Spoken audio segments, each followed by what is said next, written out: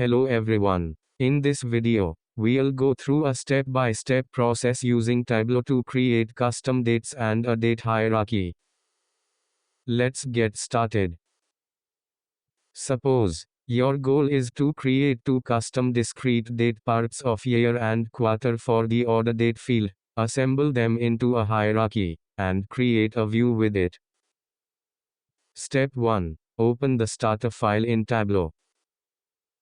Step 2. Use the order date field to create a discrete quarters custom date field, and use the custom date field to show the sum of sales in a bar chart. In the data pane, point to order date, click the down arrow, point to create, and click custom date. Set detail to quarters. Select date part. Name the custom date field as order date discrete quarters. And click OK. Drag sales to rows. And order date discrete quarters to columns. In the marks card, change the mark type to bar.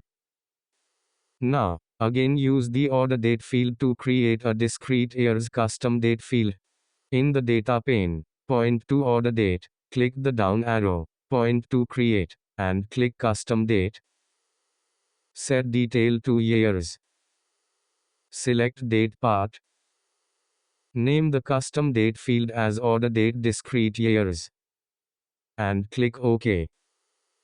Let's create a hierarchy with the custom date fields. In the view, replace order date, discrete quarters with the hierarchy, and expand the hierarchy. In the data pane, drag order date discrete quarters on top of order date discrete years.